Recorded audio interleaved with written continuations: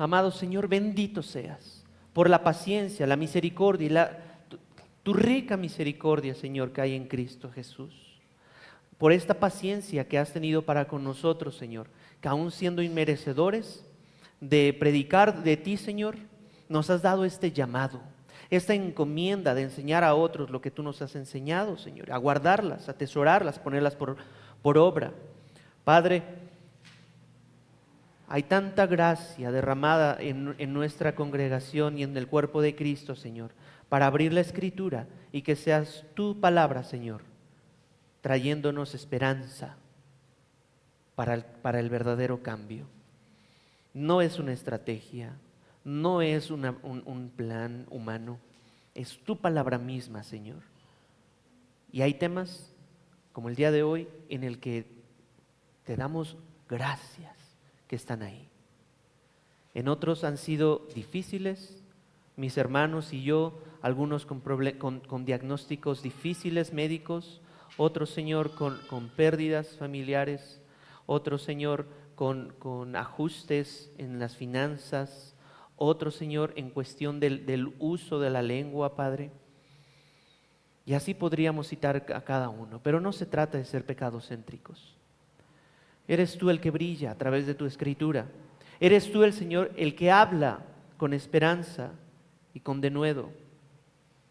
Tu palabra es viva y es eficaz y ha cortado, Señor, a muchas de nuestras vidas profundamente. Gracias por tu rica paciencia. En el nombre de Jesús. Amén.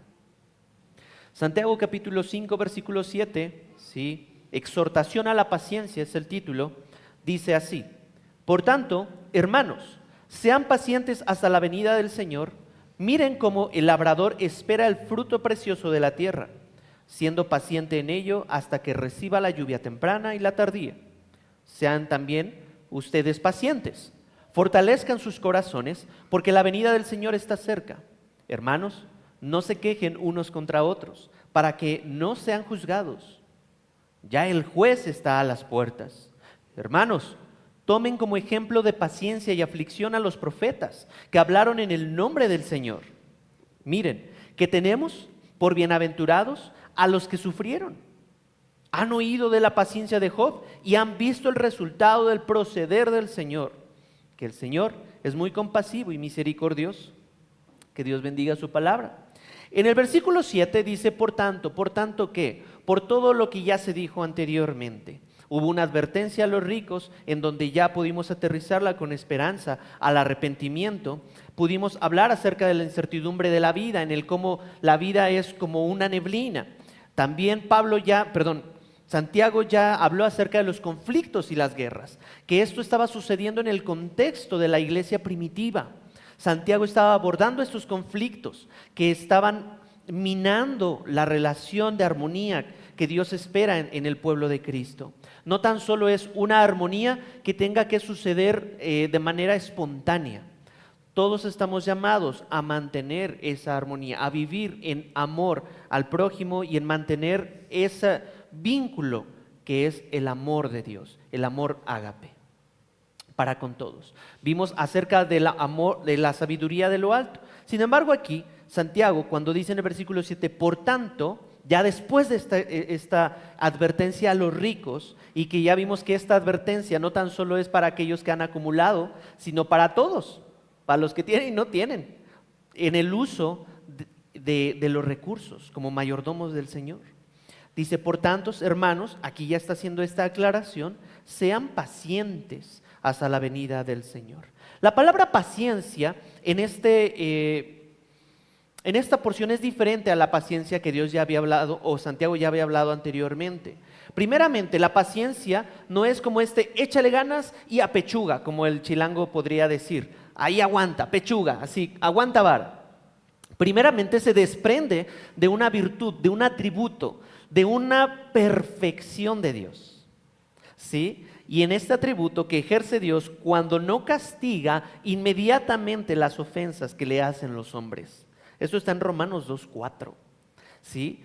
Primeramente, esta paciencia se desprende de las virtudes de Dios, de esta perfección de Dios. Y nosotros como cristianos, como hombres, sí, también la hemos podido utilizar o reflejar para señalar esta capacidad, dicen algunos, señalar la capacidad humana para soportar las calamidades de la vida. El creyente debe tener, como dijo Santiago, por sumo gozo. Mi querida iglesia, eso se predica o se acepta solamente cuando las cosas van bien. Pero cuando las cosas van mal, la Biblia dice, tengan por sumo gozo. Mi hermano, ten por sumo gozo cuando se hallen en diversas pruebas, sabiendo que la prueba de su fe producirá paciencia. Y el Santiago ha sido una clara prueba de nuestra fe. Algunos que pensábamos que estábamos bien, Dios nos dijo, arrepiéntete. Otros que pensábamos que estaban mal, Dios les dijo, arrepiéntete también. Y aquellos que se han mostrado fieles a las ordenanzas de Cristo, les ha dicho, sean pacientes. Sean pacientes. A fin, porque esta espera no es nada más, sé paciente hasta que las cosas cambien. Sé paciente hasta que cambie el gobierno. Sé paciente hasta que, no sé, me case o te cases. Sé paciente hasta que llegue la quincena. Sé paciente hasta que tengas un aumento o un ascenso en tu empleo. La palabra paciencia aquí, sean pacientes, lo prolonga o el fin es hasta la venida de Cristo. Porque habemos muchos, y yo batallé con eso cuando estaba soltero. Sí, voy a ser paciente hasta que ya tenga esposa. Y eso es muy ingenuo, porque la paciencia se extiende hasta la venida de Cristo. ¿Y quién de nosotros sabe hasta cuándo va a venir Cristo? Diría el mexicano, Cristo ahorita viene. Cristo ahorita viene. Puede ser ahorita, puede ser en 3 años, puede ser en unas décadas. Él sabe cuándo va a venir por nosotros. Y eso es glorioso, porque vendrá no tan solo como un cordero, como vino en la primera ocasión, sino vendrá vestido en gloria. Vendrá para poder establecer su reino aquí en la tierra. Y los que estamos vivos, sí, podremos ser arrebatados. Los que murieron o que están dormidos podrán ser levantados y resucitados. Nuestra esperanza no está en algo horizontal, como tener una esposa o algo, un bien material. Nuestra esperanza está puesta en Cristo Jesús. Y es ahí en donde Santiago está diciendo, pongan sus ojos no en lo horizontal, porque la aflicción tiende a apretar o a empujar hacia abajo. Sin embargo, la Escritura dice, alza tus ojos, tu socorro viene de Cristo.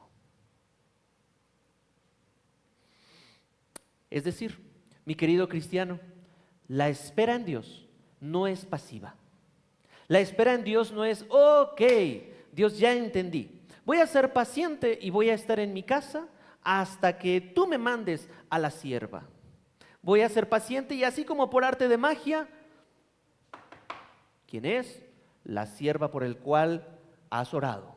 Heme aquí. La espera tampoco es como lo contrario a lo que sucede con la hormiga en Proverbios 6. Una pereza o una inactividad. La paciencia en Cristo está respaldándose en poder buscarlo, en una relación activa con Dios. Por lo tanto, mi querido hermano, esperar en Dios no es un verbo pasivo, es un verbo activo. Señor, no es que me voy a estar de manos cruzadas a que llegue la salvación. Y así, ¿qué haces? Pues aquí siendo paciente en Cristo. No. Es que cada uno pueda tener una relación activa con el Padre. Santiago ya ha dicho acerca de esta paciencia, esta capacidad de engrandecer el ánimo, ¿sí? Para que en medio de las pruebas, sí, Señor, tú engrandece este ánimo. Y luego da un ejemplo ahí en el versículo 8, bueno, en el versículo 7. Miren, pero sí, paciencia como en el labrador.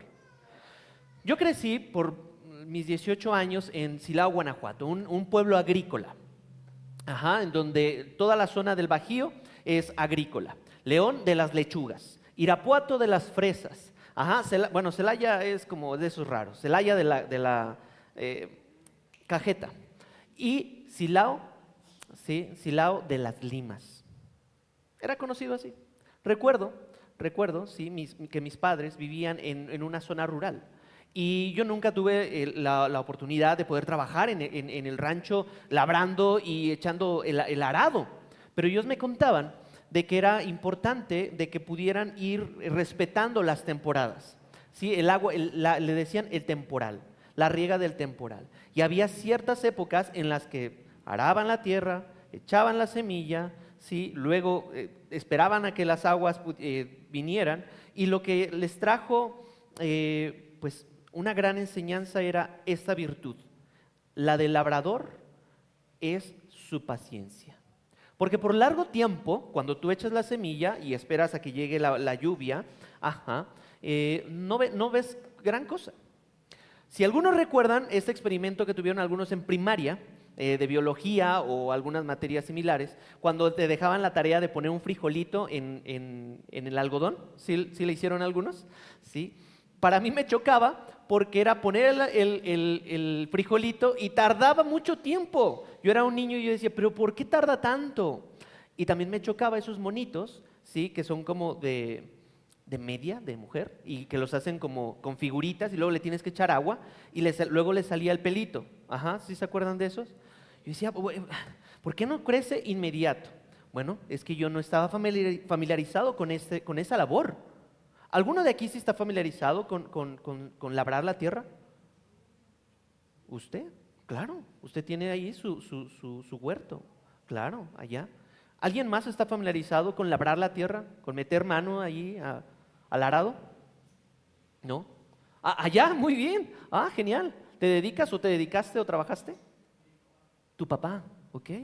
¿Tú también estuviste ahí trabajando? ¡Wow! Entonces la Biblia habla acerca de esta virtud de los labradores.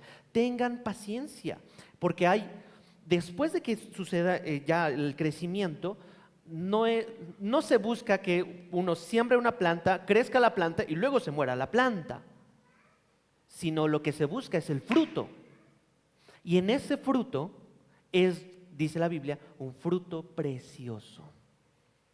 No quiero espiritualizar mucho esto, o no quiero espiritualizar esto, mejor dicho, para decir, no, es que el fruto que tú vas a tener en medio de esto es esto y aquello. No, la exhortación es clara, es engrandecer el ánimo mientras nosotros esperamos. Mientras no vemos absolutamente nada, Dios sí está obrando. La palabra parousia, ¿sí? De la venida de Cristo es nuestra esperanza, nuestro mayor fruto. Primera de Juan 2:22, vamos para allá. Ahí está luego. Primera de Juan 2:28, perdónenme. Primera de Juan 2:28.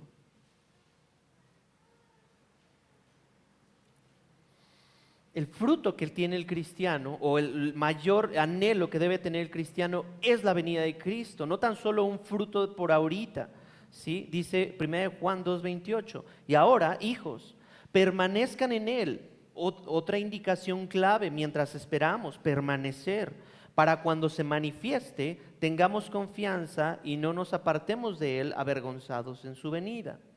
Si saben que Él es justo, saben también que todo el que hace justicia es nacido de Él. Y Santiago dice, permanezcan.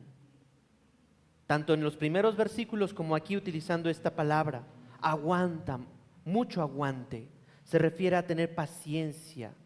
Pero paciencia, lo anterior, la paciencia anterior que Santiago utilizaba es paciencia frente a las circunstancias.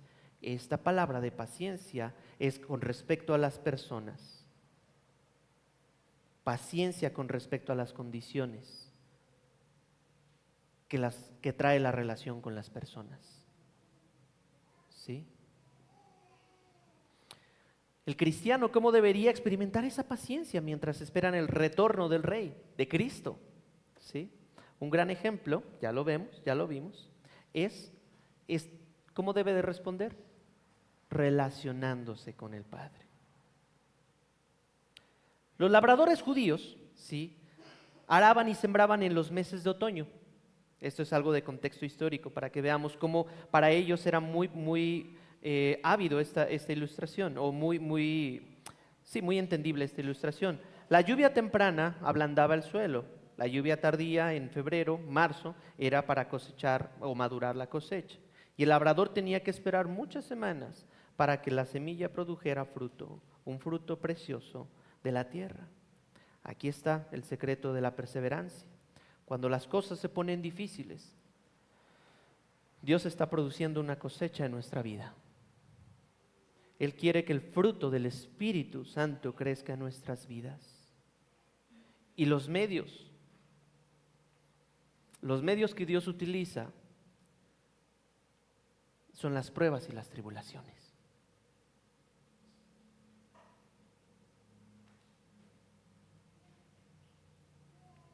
Versículo 8. Sean también ustedes pacientes. Nuevamente aquí está la exhortación. Fortalezca sus corazones porque la venida del Señor está cerca. Fortalecer el corazón lo describe en Efesios 3:16 de una manera muy apropiada. Acompáñame allí a tu Biblia. Efesios 3:16.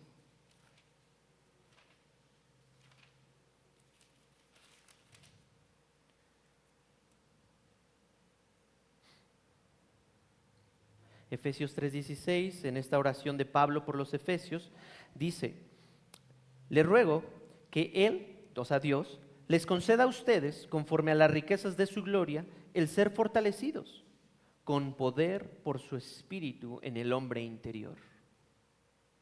Esto es maravilloso. Si tú quieres empezar a orar algo más bíblico, ora esto: Señor, te ruego, pero salgámonos de nosotros. Oremos por el hermano, por la hermana, por la viuda, por el huérfano, por el necesitado. Que tú les concedas a usted, a él o a ella, conforme a la riqueza de tu gloria. Y esto me encanta. Dios no tan solo es rico en misericordia, es un Dios rico en gloria. ¿Y para qué? Para que Él pueda ser fortalecido. Para que tu hermano o mi hermana puedan ser fortalecidos con poder. ¿De cuál? ¿De este empoderamiento que tanto se promulga allá entre las calles? No. Con un poder del Espíritu y del Espíritu de Dios en el hombre interior. También en 1 Tesalonicenses 3:13, si gustas ir para allá, dice: a fin de que Él, Dios nuevamente, afirme sus corazones irreprensibles en santidad delante de nuestro Dios y Padre, en la venida de nuestro Señor Jesús con todos sus santos. En otras palabras, hermanos, continuemos sirviendo y trabajando para la obra de Cristo, para el Señor, y esperando pacientemente esta bienaventuranza. Lucas 12:42 también habla acerca de esto. Puedes acompañarme ahí. Lucas 12:42. El Señor respondió: ¿quién es, pues, el mayordomo fiel y prudente, a quien su Señor pondrá sobre sus siervos, para que a su tiempo les dé sus raciones? ¿Quién pudiera orar por eso? Señor, yo soy ese siervo fiel. Ya es el tiempo de que yo pueda ser ese mayordomo. Dice versículo 43: dichoso aquel siervo a quien cuando su Señor venga lo encuentre haciendo así, una labor fiel. Por eso es una espera activa. Para cuando Cristo venga nos encuentre haciendo su voluntad.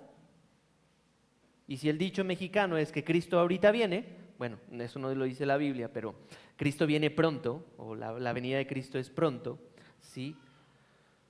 El anhelo pastoral es de que esta iglesia pueda ser encontrada en Cristo haciendo su voluntad y no la nuestra. Si no viene mientras estamos congregados aquí, es que cuando estemos en nuestros hogares, Dios pueda encontrarnos no atemorizados por la alarma sísmica y teniendo más nuestra preocupación y nuestros ojos: híjole, ¿a qué hora va a sonar? Híjole, ¿y si me muero? Híjole, ¿y si me agarra en el baño? ¿No sería más apropiado decir: Señor, ¿y si tú vienes y las trompetas suenan y me agarran en el pecado? Por eso seamos pacientes y trabajemos en buscar a Dios, fortaleciendo nuestro corazón en santidad. con su palabra. El labrador está muy concentrado. Mi madre y mi padre viven, sus vecinos son una sembradío de milpas y unos de chiles, y enfrente otro sembradío. Entonces sus vecinos están bastante lejos. Mis padres no son labradores, pero los labradores están enfocados en su labor. Es decir, no están metiéndose en pleitos con sus vecinos. Y versículo 9 nos da esta lección. Hermanos, entiéndase, querida iglesia, de aquel entonces, y que también el principio sigue siendo vigente para Horizonte. Hermanos, no se quejen unos contra otros, para que no sean juzgados. Ya el juez está a la puerta. El quejarnos unos a otros no suma a la gran comisión. El quejarnos unos a otros no suma a amar al prójimo. El quejarnos unos a otros no suma en la extensión del reino de Dios. Si Cristo, amén a eso, si Cristo viniera, ¿nos encontraría en medio de la queja? Porque un corazón que se queja es porque está inconforme. ¿Inconforme de qué? Bueno, de primera instancia, de su entorno, de las personas que están alrededor. Pero eso comunica una insatisfacción más profunda en Cristo. Porque si Dios ya nos ha dado su mayor tesoro, que es en Cristo Jesús, nada nos hace falta. Y un corazón quejoso, quejumbroso, comunica: Señor, no estoy satisfecho con la vida que tú me has dado. Estoy insatisfecho, Señor, en la condición en la que tú me has puesto. Y en eso, mis queridos, también hay gracia para arrepentirse. En medio de esta actitud de corazón, también hay misericordia para decir: Señor, confieso mi pecado. Ayúdame a ser más como tú. Y en este juicio, pues, para que no seamos juzgados, ¿sí? A quien Dios quiere cambiar, no, bueno, lo puse así para poder orar por nosotros. Pero por quien Dios está más interesado en cambiar, no es para que Dios haga a nuestros esposos o a nuestros hijos o a nuestros hermanos conforme a nuestra imagen y semejanza, sino que Dios está interesado a que tú y yo seamos conformados a su imagen. Nosotros somos los que requerimos ser transformados y dejar de esa actitud de queja. ¿Y cuándo? Pues eso depende. Depende si estás conduciendo, si estás trabajando, si estás en tu vida familiar. Dios nos va a dar múltiples oportunidades que ponen a prueba la obra de Dios en tu vida. Una prueba de santificación. ¿Hay más queja? ¿Hay más acusación? ¿Hay esperanza? ¿Hay juicio? Hay esperanza. Porque el que juzga no somos nosotros. El que juzga es Dios. El que juzga es Dios. Dice, ya el juez está a las puertas. Todo lo que Dios ha permitido viene de su mano soberana. Y créeme, esto es más fácil de decirlo que aterrizarlo al corazón. Pero todo lo que Dios ha permitido, un Dios soberano, Él se está haciendo cargo.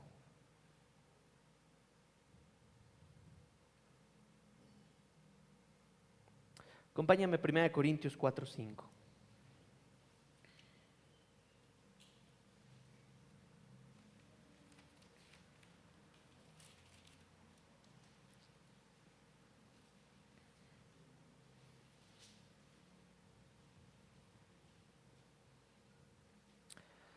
Nuevamente, la exhortación. Dios hace cargo.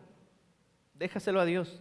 Dice 1 Corintios 4:5, por tanto, no juzguen antes de tiempo, sino esperen hasta que el Señor venga, el cual sacará a la luz las cosas ocultas en las tinieblas y también pondrá de manifiesto los designios de los corazones. Entonces, cada uno, escuchemos esto, entonces cada uno recibirá de parte de Dios la alabanza que le corresponda. Cada uno dará cuenta. 1 Pedro 4:5.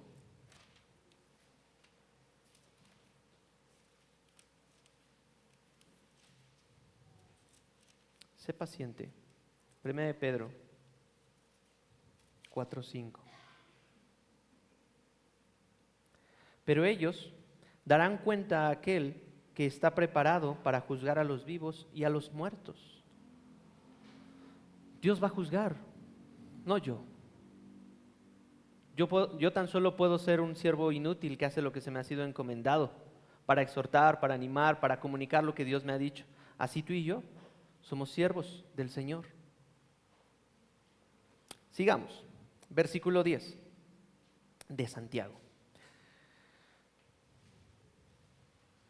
Hermanos, tomen como ejemplo de paciencia, ya vimos al labrador, tomen de ejemplo de paciencia y aflicción a los profetas que hablaron en el nombre del Señor. Y bueno, no nos va a dar el tiempo para poder hablar de todos los profetas y de todo. Sin embargo, sí que podemos aprender del ejemplo de los profetas, sí, que dentro de la voluntad de Dios, los profetas tuvieron que sufrir y servir a Dios, y lo hicieron para gloria del Padre. Segunda de Timoteo 3:12, ¿sí? Segunda de Timoteo.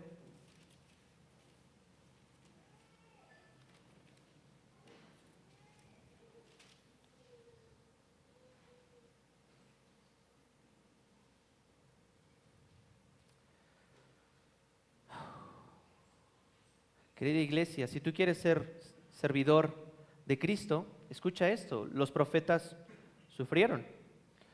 Y en verdad, bueno, y no simplemente fue un sufrimiento por sufrir nada más, era para comunicar de Dios, eran repetidores, ellos comunicaban lo que habían recibido del Señor para el pueblo, y en arrepentimiento, y en algunas profecías habían cosas o asuntos, temas, que eran para el futuro, pero básicamente eran arrepentimiento. Inclusive hubo unos profetas como Jeremías, ¿sí? que él profetizó, y nadie se arrepintió. Y él habló por años y nadie se arrepintió, pero él habló de Dios. Dice versículo 12 de 2 de Timoteo capítulo 3, y en verdad, todos los que quieren vivir piadosamente en Cristo Jesús serán perseguidos.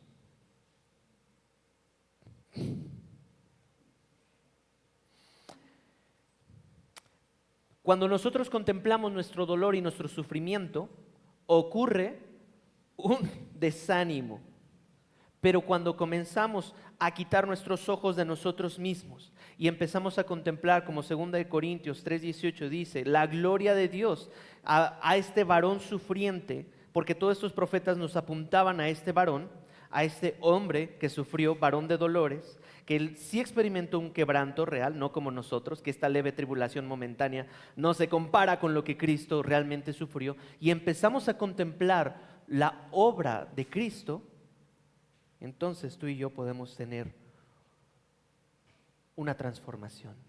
Porque algo sucede, que cuando comenzamos a contemplar la cruz de Cristo en medio de nuestro desvío, es que el Señor nos transforma.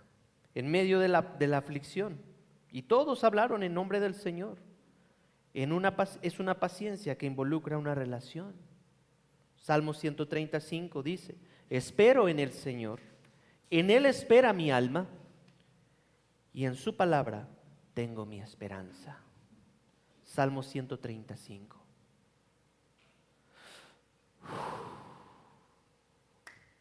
Espero en el Señor. En Él espera mi alma. Mi querido hermano o hermana que está en aflicción, que está en dolor, paciencia. Paciencia. Para algunos han experimentado dolor y quebranto por mucho tiempo en sus vidas. Persecución, y persecución de a de veras, en donde decían, si tú vas y predicas a este lugar, mañana mismo te matamos. Si tú confías en el Señor, sé paciente. Pero en esa paciencia, que tu relación con Él sea cada vez mayor. Ten cuidado de esperar entonces, mi querida iglesia, de esperar más la respuesta de Dios que a Dios mismo en medio de la aflicción. Señor, ya dime qué hacer. Señor, ya dime para cuándo. Señor, ya dime, ¿es ahorita? No, porque entonces estamos cambiando la respuesta de Dios a Dios mismo. Por Dios, en lugar de buscar a Dios, estamos buscando su respuesta. ¿Por qué los que hablan en el nombre del Señor frecuentemente tienen que pasar por pruebas difíciles?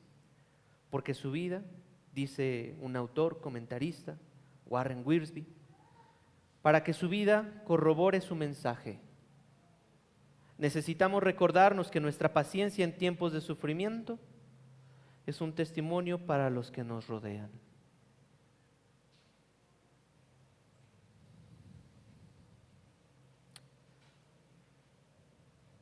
Todos estos aprendizajes de los profetas en Santiago, dice Romanos 15:4, que han sido para nuestra enseñanza, que han sido para nuestro aprendizaje. No se escribieron nada más para rellenar, no son libros, capítulos de relleno, son libros y enseñanzas que nos enseñan muchísimo. Versículo 11 de Santiago, y ya con esto me perfilo y le invito a los chicos de la alabanza que pasen. Miren, mis queridos, tenemos por bienaventurados a los que sufrieron. ¿Han oído de la paciencia de Job y han visto el resultado del proceder del Señor? Que el Señor es muy compasivo y misericordioso. Acompáñame a Job. Algunos ya han leído esto, otros va a ser la primera vez que lo lean o que se den cuenta de esto. Pero Job fue un hombre que amaba a Dios, que tenía piedad, un hombre recto delante de los ojos de Dios. Y no es como algunas doctrinas manifiestan en donde, sí, te está yendo mal porque yo creo que tienes un pecadillo oculto. Dios permite, y Job 1, todo el capítulo 1 habla acerca de este hombre y cómo Satanás, sí, le dice, ¿te has fijado en mi siervo Job? Bueno, Dios dice, ¿te has fijado en mi siervo Job? En el versículo 8, sí, porque no hay ninguno como él sobre la tierra. Es un hombre intachable y recto, temeroso de Dios y apartado del mal. Y digo, wow, ese Job es inspirador. Sin embargo, sigue siendo un hombre. Y Satanás respondió en el versículo 9 al Señor: ¿acaso teme Job a Dios de balde? ¿No has hecho tú una valla alrededor de él, de su casa y de todo lo que tiene, por todos lados? Has bendecido el trabajo de sus manos y sus posesiones han aumentado en la tierra. Pero, ya imagino esta voz, pero extiende ahora tu mano y toca todo lo que tiene, y verás si no te maldice en tu misma cara. Entonces el Señor dijo a Satanás: todo lo que él tiene está en tu poder, pero no extiendas tu mano sobre él. Y Satanás salió de la presencia del Señor. Satanás sigue siendo un subordinado del Dios Todopoderoso. No puede hacer nada que Dios no. Aparte, ya está derrotado. Luego Dios permite las pruebas, como dice ahí. Aconteció, si te ha ido mal, te está yendo mal, te estás pasando por tribulación, vamos a ver cómo este ejemplo de Job puede ayudarnos, o cómo la Biblia habla de este personaje.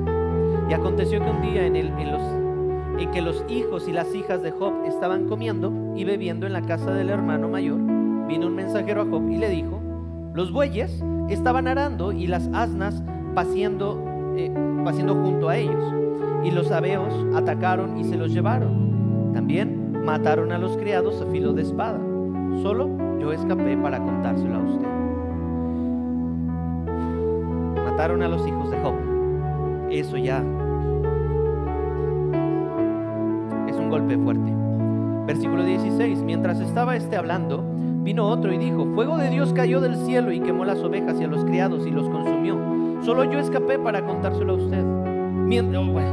Ahora sí diría el mexicano: está lloviendo sobre mojado. Mientras estaba hablando, vino otro y dijo: los caldeos formaron 3 cuadrillas, se lanzaron sobre los camellos y se los llevaron y mataron a los criados a filo de espada. Solo yo escapé para contárselo a usted. Mientras éste hablaba, otro estaba hablando, mientras estaba hablando, otro vino y dijo: sus hijos e hijas están comiendo y bebiendo vino en la casa del hermano mayor. Y entonces vino un gran viento del otro lado del desierto y azotó las 4 esquinas de la casa, y esta cayó sobre los jóvenes y murieron. Solo yo escapé para contárselo a usted. Ni la novela esta de casos de la vida real se compara con esto. Entonces, ¿qué pasó? Job se levantó, rasgó su manto, se rasuró la cabeza y postrándose en tierra adoró y dijo: no quiero ir tan rápido aquí, porque ¿qué es lo que hacemos cuando las circunstancias, la aflicción y las pruebas llegan a nuestra vida? Nos lamentamos, lloramos, nos rasgamos las vestiduras, forma simbólica de los judíos. ¿Qué hacemos? ¿En qué nos refugiamos? Aquí hay un ejemplo. Job se postró en tierra y adoró. ¿Cuándo fue la última vez que nos hemos postrado, doblado nuestra rodilla y hemos adorado a Dios en medio de nuestras circunstancias? Porque normalmente nuestro corazón engañoso nos dice: no, hombre, tú tienes toda la razón, vas bien, los que están mal son los otros. No nos detengamos a juzgar a los demás, simplemente adoremos. Y dijo: desnudo salí del vientre de mi madre y desnudo volveré a ella. Y el Señor dijo, el Señor dio y el Señor quitó. Bendito sea el nombre del Señor. En todo esto Job no pecó ni culpó a Dios. Después vemos que Job no es perfecto, obviamente, ¿sí? Sin embargo, aquí mostró una rectitud y una piedad al Señor. Y después podríamos decir, y todo fue color de rosa. Ya Dios respondió su oración, ya Dios cambió sus circunstancias, ya Dios fortaleció su corazón. Pero para aquellos que van a leer esto por primera vez, dice versículo, ¿sí?, en capítulo 2, y sucedió que el día cuando los hijos de Dios vinieron a presentarse delante del Señor, vino también Satanás entre ellos para presentarse delante del Señor. Y el Señor preguntó a Satanás: ¿de dónde vienes? Entonces Satanás respondió al Señor: de recorrer la tierra y de andar por ella. Y el Señor dijo a Satanás: ¿te has fijado en mi siervo Job? Porque no hay otro como él sobre la tierra. Es un hombre intachable, recto, temeroso de Dios y apartado del mal. Él todavía conserva su integridad a pesar de que tú me incitaste contra él para que lo arruinara sin causa. Hay mucho que hablar aquí, ¿sí? Básicamente Satanás no está manipulando a Dios. Pero voy a continuar. Satanás respondió y bueno, quítale su piel, hiérelo, ¿sí? Atenta en contra de su salud. Ahí de verdad Dios te va a blasfemar y ahí va a negarte. Y el Señor le dijo: adelante, Él está en tu mano, pero respeta su vida. Luego en el versículo 20, en el versículo 10, pero Él dijo: bueno, aquí ya los hijos habían muerto, pero no se había llevado, no murió su esposa. Y entonces la mujer de Job, su ayuda idónea, esta mujer virtuosa que tendría que ser, dijo: ¿aún conservas tu integridad? Pues mejor maldice a Dios y muérete. ¿Qué ayuda idónea es esa? ¿Qué pasa con esta mujer? Pero él le dijo: hablas como habla cualquier mujer necia.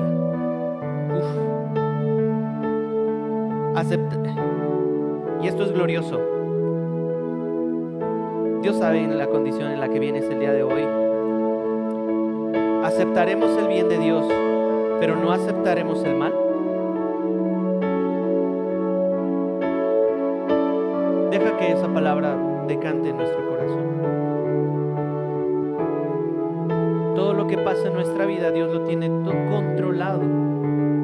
Los profetas murieron, sufrieron, Job sufrió, y después en Job 31, después argumenta, y luego vienen sus amigos, y después Dios dice: a ver, nada de lo que ustedes están diciendo es correcto. Se enoja con sus amigos, y es ahí en donde dice: en Job 31:7. Acompáñame porque esto es digno de notar. Job 31:7.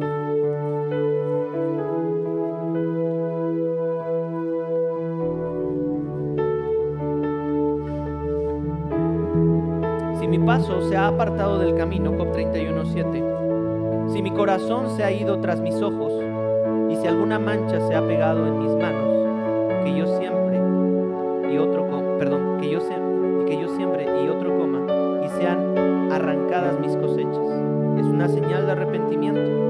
Dice: si mi corazón fue seducido por mujer, o he estado al acecho a la puerta de mi prójimo, que muela para otro mi mujer, y otros se encorven sobre ella. Y así empieza a decir, me arrepiento, la regué, no soy perfecto. Y en el capítulo 42,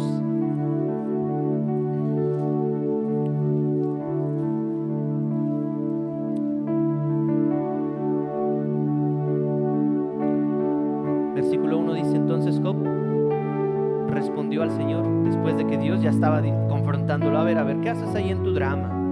Tú has sacado con un anzuelo a Leviatán, tú sabes, por más que te preocupes, tú sabes cuántas estrellas hay, tú sabes, el agua cabe en tu palmo. Y empieza todas estas preguntas para Job.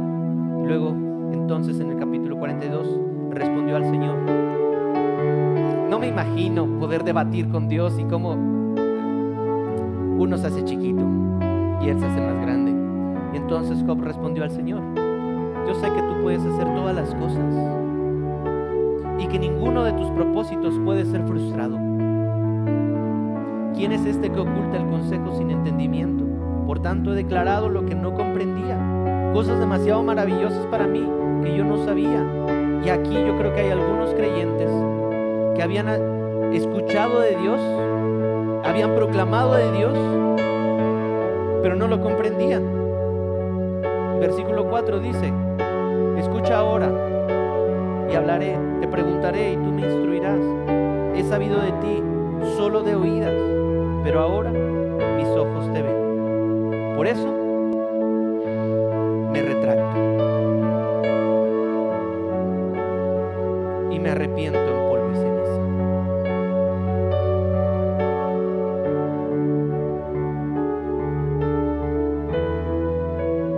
Por eso Santiago dice: sean pacientes, que nadie es sabio en su propio entendimiento. Sean pacientes, porque si bien Job es un gran ejemplo, nos apunta a Jesucristo.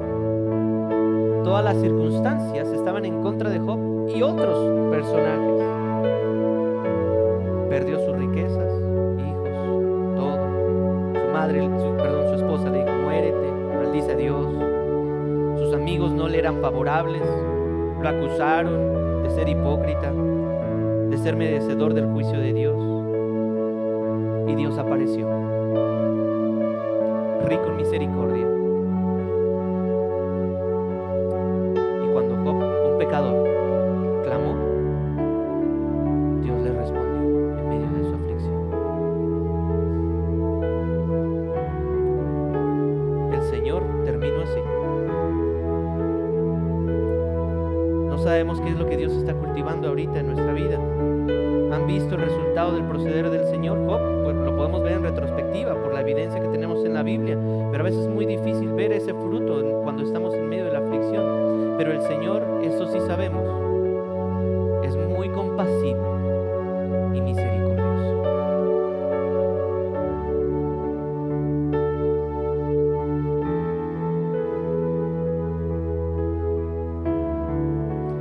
Hermosa conclusión en medio de tanta dureza y aspereza de exhortación.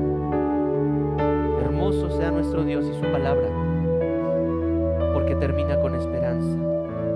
El Señor, su perfección es la compasión y la misericordia a creyentes impacientes. Que Dios bendiga su palabra. Señor, ciertamente hemos pecado en contra de ti, Señor. Como algunos Algunos son Job ahorita, otros son como los amigos de Job, Señor. Otros son como la esposa de Job. Sin embargo, tú nos llamas al arrepentimiento y a fijar nuestra mirada, Señor, no en la desgracia y en la aflicción, sino en tu perfección. Tú eres paciente para con tus enemigos y hostiles, y ahí estamos. Tú eres paciente, has sido paciente en no destruir la tierra. Sin embargo, el día en que vuelvas glorioso, Señor, ahí todo será hecho nuevo. Ya no habrá más llanto, ya no habrá más lloro. Cuando tú vengas, Señor, este Dios compasivo y misericordioso nos promete en Apocalipsis 22 que cuando tú vengas y lo hagas todo de nuevo, implantes tu reino, Señor.